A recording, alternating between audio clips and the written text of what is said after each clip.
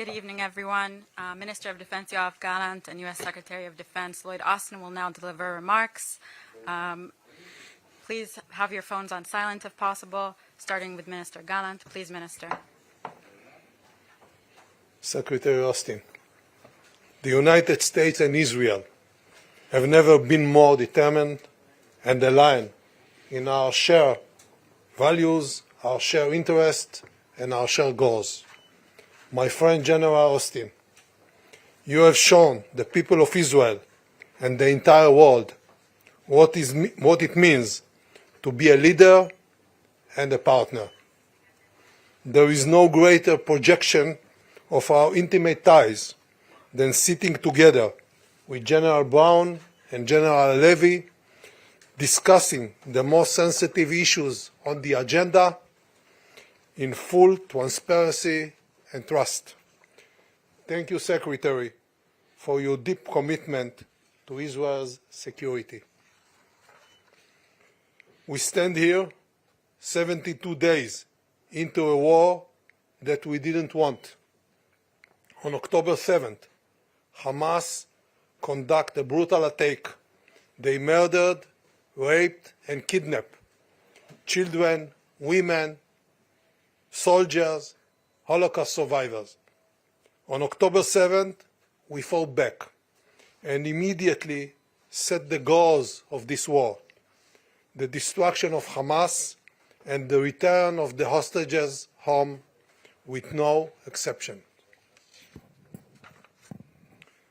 Our common enemies around the world are watching, and they know that Israel's victory is the victory of the free world led by the United States of America. In our war against Hamas, the Hamas terrorist organization is a war, it's not a war against the people of Gaza. We are fighting a brutal enemy that hides behind civilians. Billions of dollars have been invested in Gaza, money that should have gone to civilian infrastructure and instead was used to build a network of tunnels hundreds of kilometers long, equipped by military facilities. Today, IDF troops are operating in Hamas hotspots across Gaza. In northern Gaza, our troops have eliminated thousands of terrorists, destroyed military infrastructure, and dismantled most of the battalions operating in the area. In South Gaza, in Khan Yunis, we are precise and focused on eliminate Hamas leadership and military infrastructure. Detecting and engaging Hamas leadership and the chain of command span over the phases of this war and will continue until we fully achieve our goals. Secretary Austin, we both know the complexities of war. We both fought brutal terrorist organizations. We know that it takes time. Unlike our enemies, we are defending our values and we operate according to international law. The IDF is operating to minimize the harm to civilian population.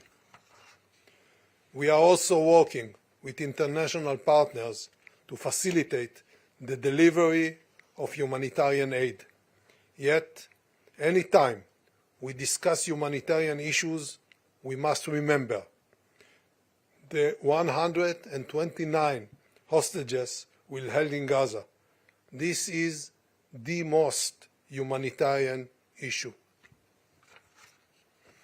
On October 8th, a day after Hamas attack, Hezbollah opened fire unprovoked. The threats of rockets, missiles, and drones is unacceptable. Over 80,000 citizens have been displaced, living as refugees in their own country. We are determined to create a new reality restoring security in the area, based on UN Resolution 1701, pushing back Hezbollah.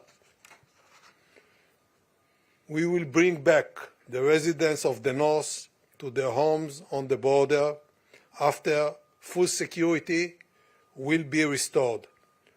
We prefer to do so via understanding, ensuring that the border region is clear of terrorists and does not allow direct threats of our citizens.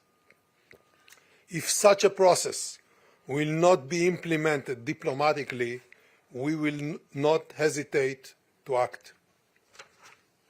Today, we also discuss the growing global threat posed by the Houthis terrorist organization. Their action threatens international freedom of navigation, and their reckless behavior, firing ballistic missiles, cruise missiles, and drones against Israel, can drag the region into war. The State of Israel values U.S. leadership, and we will support international efforts. At the same time, we maintain the right to take all the actions necessary to defend our sovereignty and our citizens. Hamas, Hezbollah, and the Houthis are funded, supported, and trained by one source of evil, Iran. And unfortunately, this is only their secondary effort. Iran's major effort is acquiring military nuclear capabilities, and this continues even now. We are aware of their actions, and we are ready to defend ourselves. We must take a stand. The world is watching us now. This includes our enemies, Hamas, Hezbollah, and Iran. The image they see today is powerful, as we stand here united. We are resilient and determined, and we will win on every front. Thank you once again, Mr. Secretary. Thank you for coming, and thank you for your support and your friendship. Thank you very much. Well, good afternoon, everybody. Yoav, we've been talking almost daily by phone, so it's good to see you once again in person. And it's good to be back in Israel, even in these difficult days, especially in these difficult days. This is my fourth visit to Israel as Secretary of Defense, and my second time since October 7th. And I know that Israel has been profoundly changed from where you were on October 6th. So I'm here with a clear message. America's support for Israel's security is unshakable. And Israel is not alone. At a time of mourning, a real friend shows up. And I know how terrible these days have been for the Israeli people. And I know that October 7th touched everyone in this small democracy.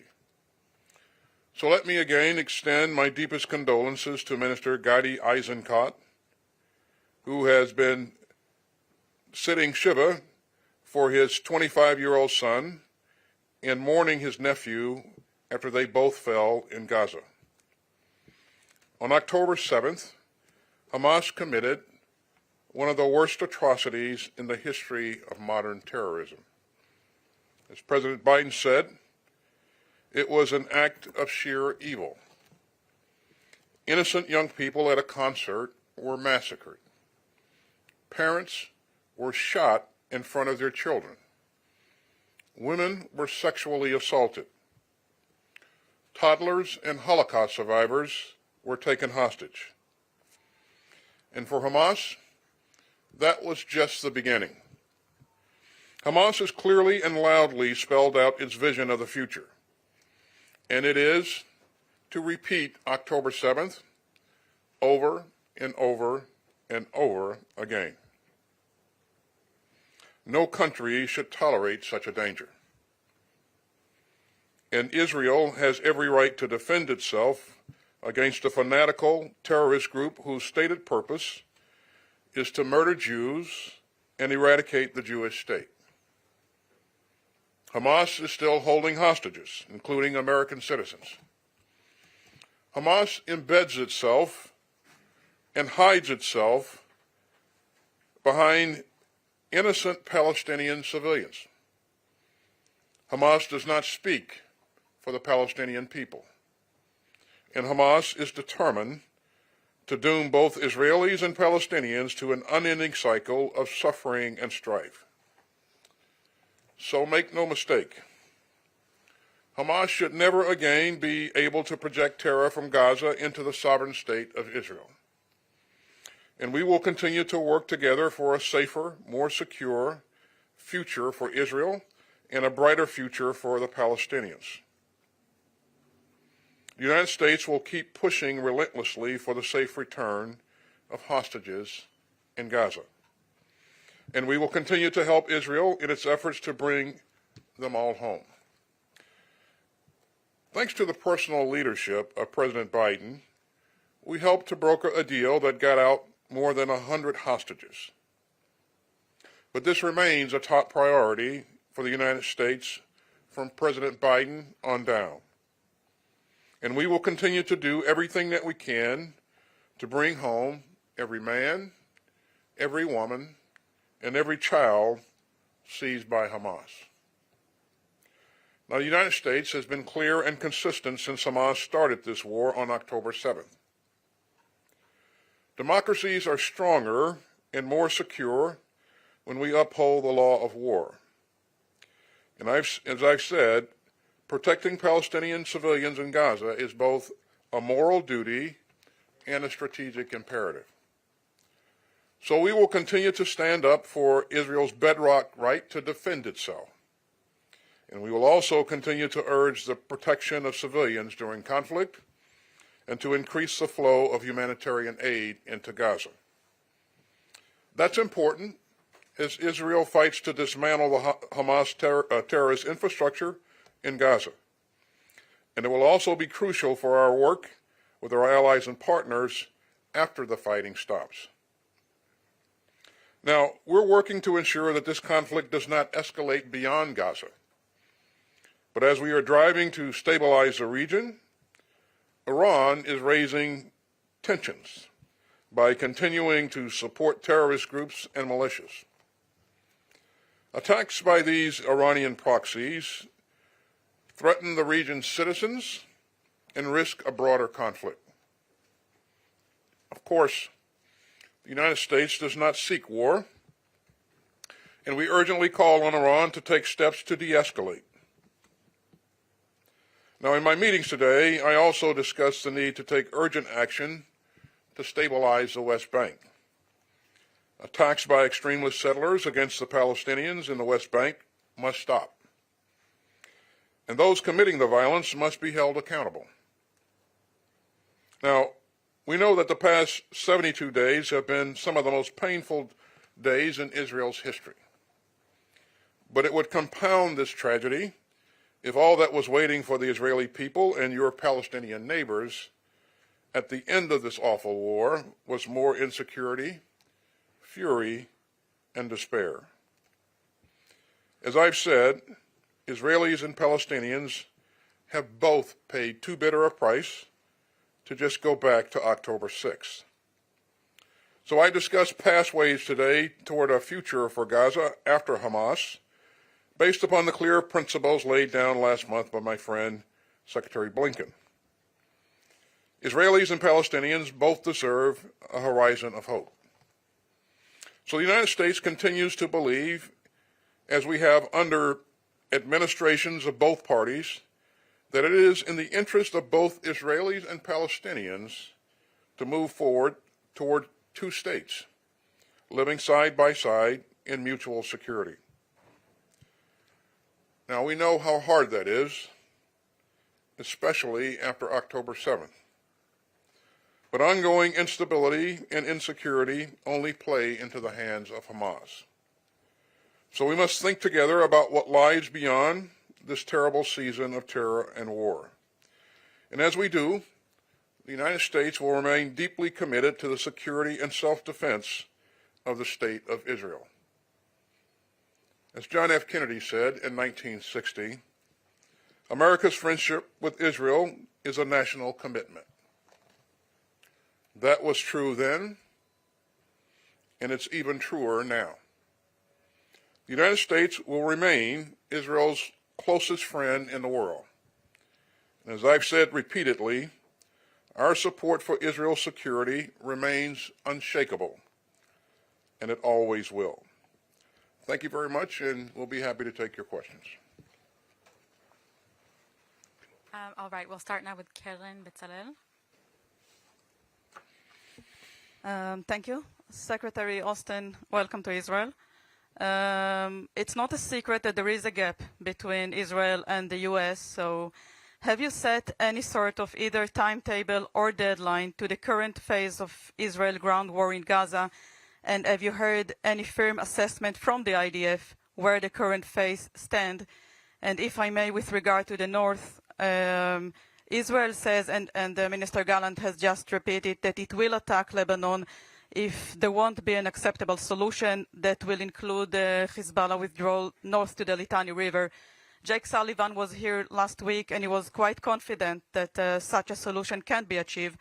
What is the U.S. position if Israel attack, and will you order the U.S. Army to strike and even destroy Hezbollah and Iranian target if required? And Minister Gallant, it took the IDF 70 days to reach the tunnel that was revealed yesterday. How long do you think it takes to totally dismantle the threat of the tunnel in Gaza? And if I may ask you, Secretary Austin was speaking about the day after. The American keeps asking Israel how it sees the day after. So what do you tell them? Who will rule Gaza? And will the IDF be in Gaza throughout the entire next year? Thank you very much. Which one of those 12 questions do you want me to ask? I have more. Regarding the timeline, this is Israel's operation, and I'm not here to dictate timelines or terms. Our support to Israel's right to defend itself is ironclad, as you've heard me say a number of times, and that's not going to change. It's critical, as I said earlier, that Hamas not be able to threaten Israel from Gaza or even threaten Gaza anymore. You know, that's an interest that we all share. It's a common interest with all of us. And so today we had great discussions about the status of the campaign, about goals and objectives, and about how to reduce harm to civilians in the battle space, and the need to ensure a sustained flow of humanitarian assistance into Gaza. You know, we can offer some insight based upon our own experience in fighting terrorist groups, and certainly that enabled us to have great discussions. And we also have some great thoughts about how to transition from high-intensity operations to lower intensity and more surgical operations. So we had great discussions on all of those issues.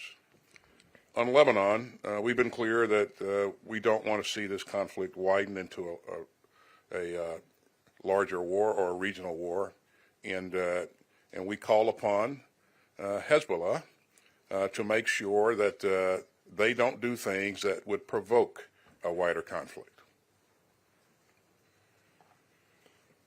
Yes, as to the first question, let me be more precise. It took us 70 days before we exposed this tunnel to the public. It was discovered longer period before that, after a month or so. But we had a lot of operations to be done inside the tunnel before we expose it. The war will take time, and I can assure only one issue, that eventually we will reach our goals. First of all, to destroy Hamas. Second, to rescue the hostages. Both of them are very important equally. This is a war of national determination and national resilience, and we will prevail because we are fighting for the right values and for our survival in this region. As to the second question, we understand how important is the cooperation, the international support to establish something different in Gaza. This is the reason we conduct this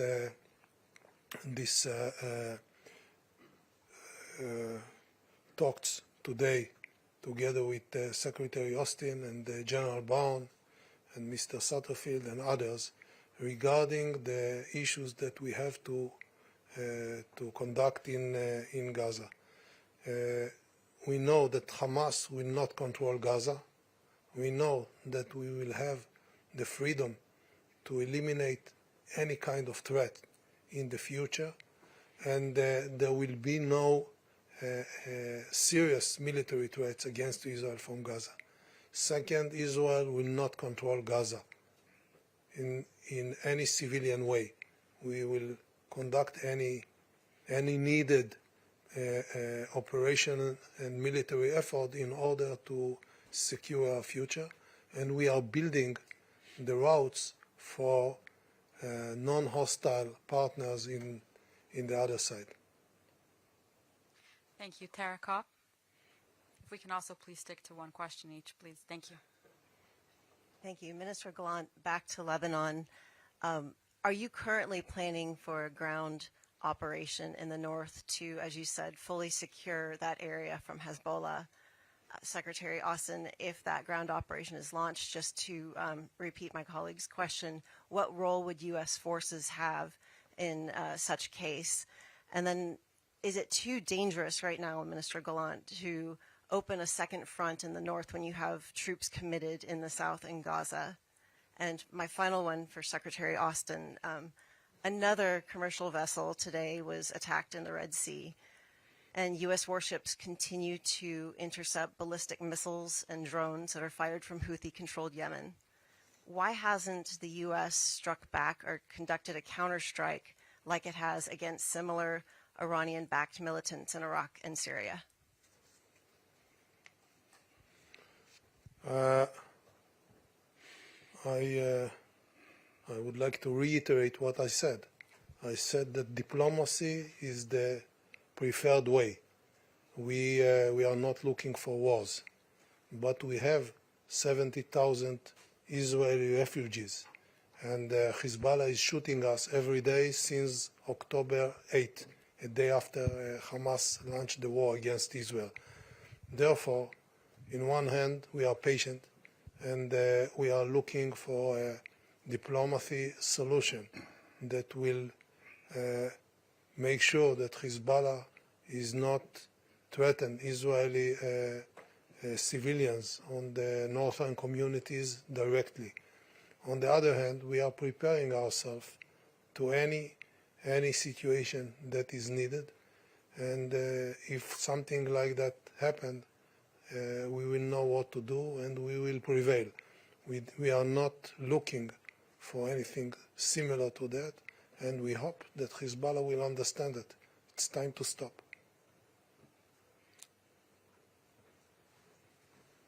Thanks, Sarah.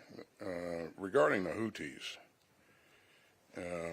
these attacks are reckless, dangerous, and they violate international law. And so we're taking action to build an international coalition to address this threat. And I would remind you that this is not just a U.S. issue. This is an international problem, and it deserves an international response. And that's why I'm convening a meeting tomorrow, a ministerial meeting with fellow ministers in the region and beyond to address this threat. That'll be a virtual meeting, and I look forward to that discussion. And more important, I look forward to working together with members of that group to address the threat in a meaningful way in the future. And we'll have more details on this soon, but we're going to make sure that we're doing everything that we can to ensure freedom of navigation in the area. The straits are pretty important, as you know. A large amount of commerce flows through there. International commerce flows through there on a daily basis. Thanks. Yonah Bob. Yonah Bob from the Jerusalem Post. Good to see you again, Mr. Secretary. There's been a lot of discussion about getting Israel's intent to reduce civilian casualties to match up with the results. General Petraeus famously said that sometimes the U.S. needs to take hits on force protection to win over hearts and minds. Legitimacy, you're probably familiar that just recently about 10 Israeli soldiers died in one ambush, and a lot of people in Israel were saying if the Israeli Defense Forces had just bombed the area, they wouldn't have died. Is this the kind of thing, war doesn't have perfect solutions, that sometimes the United States may think that Israel may need to take more hits to force protection instead of being as aggressive with its air force and artillery? Minister Gallant, good to see you. The United States, in its most respectful way possible, is trying to push Israel on certain timelines, on certain things about the day after. Is it maybe time that yourself and the government need to tell Israel that even though we've had tremendous successes in the field, we may not actually control all of Gaza at the end of January. We may not get all of the hostages back at the end of January. Some of these things may continue in the 3 to 9 months afterwards, what they call Shlav Gimel, the third stage. So for the first part of the question, in terms of the nature of the strikes and the amount of collateral damage, I think, let me begin by saying the protection of our troops is important to all of us. Minister Gallant, me, all of us, and that is foremost. But what we see happening is a combination of two things. The first thing is the complexity of this battle space, three-dimensional battle space, very closed spaces, dense population of people, and so that makes it very, very difficult to conduct any military operation. Above and beyond that, we see that Hamas routinely uses civilians as shields. Beyond that, they place their headquarters and their logistical sites near protected sites, hospitals, mosques, churches, you name it. And so that adds to the complexity. And as you've heard Jake Sullivan say, it provides an additional burden for the forces that are prosecuting this fight. It requires a very professional force, and that force has to learn each step of the way. And we've seen that. And Minister Gallant and I had a great conversation today about some of the things that they've learned and some of the techniques that they're changing and as they conduct operations in the South. So all of us learn, and again, they were a very professional force going into this, but this is an incredible complex battle space, and taking lessons learned from the North, they've applied some of those lessons in the South, and again, I'm sure that'll continue to happen. Well, first of all, the discussions are transparent and frank, and on the personal level, I have a lot to learn from General Austin, so I'm learning also, and he always gives me good advices. Therefore, we share everything and we consult. Second, on the battlefield, we have a very meaningful and successful achievement. We detect thousands of terrorists, including senior commanders, but not the leadership. The eliminate Hamas leadership is an ongoing goal that will be achieved, hopefully soon, but it will be achieved. It's part of the goals of the war. And we will continue to operate in different levels of intensity according to the situation in the region. And I can tell you that soon we will be able to distinguish between different areas in Gaza. In every area where we achieve our mission, we will be able to transition gradually to the next phase and start working on bringing back local population. That means that it can be achieved maybe sooner in the north rather than in the south. So we are dealing with all the different components, and we will decide in the next future, the early future. Like in Beit Hanun?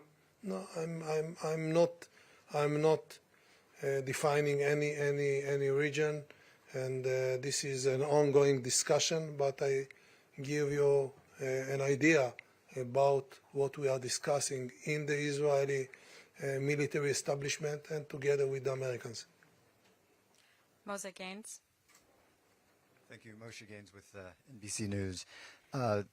Minister Gallant, what are the benchmarks for moving to the next phase of this war? Does that mean that you have to take out top Hamas leadership to be able to move on? And what specifically is keeping Israel from moving to more precise and targeted operations against Hamas? And then Secretary Austin, based on your experience in Iraq and what you discussed today, what metrics should Israel be using to know that it's the right time to transition from major combat operations? And what are the risks, particularly to civilian protection? And lastly, would you say that Israel is on track for a strategic victory in Gaza? You want me to go first? Always. Okay. Well, Moshe, I will. I'll let Minister Gallant speak to the elements of their campaign and how they're going to conduct operations. But I would tell you that, we all know that any military operation, any large-scale military operation, will have phases to its campaign. And as you go from one phase to the next, your stance shifts a little bit, your activity shifts a little bit because you begin to focus on different things. And what those things are, they'll be defined by the Israelis. But as you transition from one phase to another, it doesn't mean that that doesn't signal an end to the operation. It sometimes means that you're being more precise, you're being more focused on a specific target set. You're doing different things during that campaign. For example, in one phase, you may have higher intensity fighting, both air and ground. In another phase, you may shift a little bit and then provide more humanitarian assistance while still focused on a discrete set of targets. Again, I'm not saying that that's what they would be looking at going forward. I will let the Israelis define their campaign and the phases of the campaign for themselves. But in any operation like this, any campaign, there will be phases, and the most difficult part is as you shift from one phase to the next, making sure that you have everything accounted for and you get it right. So that requires detailed planning and very thoughtful planning. And sir, over to you. Thank you. The goals are the goals for the war. That means that by the end of the war, as long as it takes, we need to make sure that we have our hostages back, that we eliminate the Hamas abilities, and that include destroying Hamas military capability and its ability to govern in Gaza. And it have certain parameters, including the amount of battalions that we need to dismantle, and the chain of command and the supreme military leadership and so forth and so on. The phases are the technique which is part of the plan that we have to deploy in the area in order to achieve our goals. And as Secretary Austin said, this is only the way that we shape our plan in order to achieve the goals. And as it happened in the battlefield, the circumstances are changing. You change your efforts and you do something different in a different phase. And the intensity in the first phase is given, but in other phases we will concentrate on certain issues. For instance, the engaging and detecting the supreme leadership of Hamas and others. So all in all, there is no clock that is running, and we have to obey a certain day. But we need to get to different performances on the ground before we move to the next phase. And I believe that we will find the proper time to do so. And the most important issue, as I mentioned in the beginning, we will prevail. We will dismantle Hamas. Otherwise, we will not be able to exist and live in the way we want to live in this region, because there is a price to deterrence, and they need to know that if they kill or kidnap 1,500 people, including kids and women, this is the end of Hamas. Thank you very much, everyone.